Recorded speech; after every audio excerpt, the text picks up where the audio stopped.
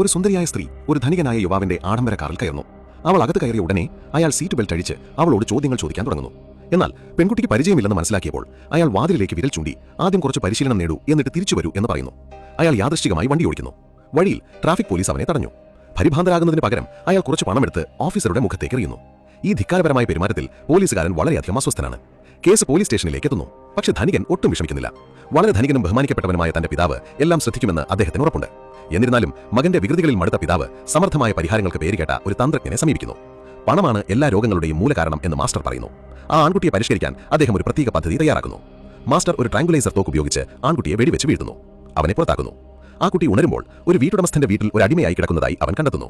പെട്ടെന്ന് ഉത്തരവാദിത്തങ്ങളുടെ കൂമ്പാരത്തിൽ അവൻ കുടുങ്ങുന്നു.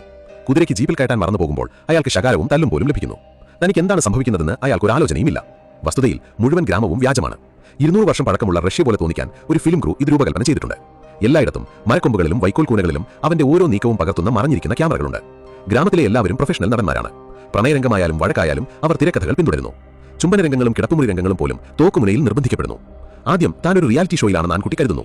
ഗ്രാമവാസികളോട് മതി, എനിക്ക് വീട്ടിലേക്ക് പോകണം എന്നവൻ പറയുന്നു. അവൻ ഓടാൻ ശ്രമിക്കുന്നു. പക്ഷേ ഗ്രാമവാതിലിൽ അവനൊരു യഥാർത്ഥ കരടിയെ കാണുന്നു. അപ്പോഴാണ് താൻ യഥാർത്ഥത്തിൽ 1965 സമയം സഞ്ചരിച്ചിരിക്കാം എന്നവൻ വിശ്വസിക്കാൻ തുടങ്ങുന്നത്. രക്ഷപ്പെടാനുള്ള ശ്രമത്തിനിടെ അവനെ പിടികൂടി തൂക്കിക്കൊല്ലാൻ വിധിക്കുന്നു. തൂക്കുമരത്തിലേക്കുള്ള വഴിയിൽ ഒരു അടിമയെ ഭയപ്പെടുത്താൻ അവന്റെ കൈ വെട്ടിമാറ്റുന്ന ഒരു വ്യാജരംഗം സംഘം അവതരിപ്പിക്കുന്നു. ഇത് കണ്ട് കൊള്ളയടിക്കപ്പെട്ട ആൺകുട്ടി ഭയന്ന് വിറയ്ക്കുന്നു. കുരുക്കിൽ കയറ്റിയിരിക്കുന്ന അവൻ സഹായത്തിനായി നിലവിളിക്കുന്നു. അപ്പോഴാണ് ചുവന്ന വസ്ത്രം ധരിച്ച ഒരു പെൺകുട്ടി കുതിരപ്പുറത്ത് കയറുന്നത്. അവൾ വീട്ടുടമസ്ഥന്റെ മകളാണ്. അവൾ പറയുന്നു, ഇന്നെന്റെ പ്രായപൂർത്തിയായതിന്റെ ആദ്യ ദിവസമാണ്. ആരും ശിക്ഷിക്കപ്പെടരുതെന്ന് ഞാൻ ആഗ്രഹിക്കുന്നു.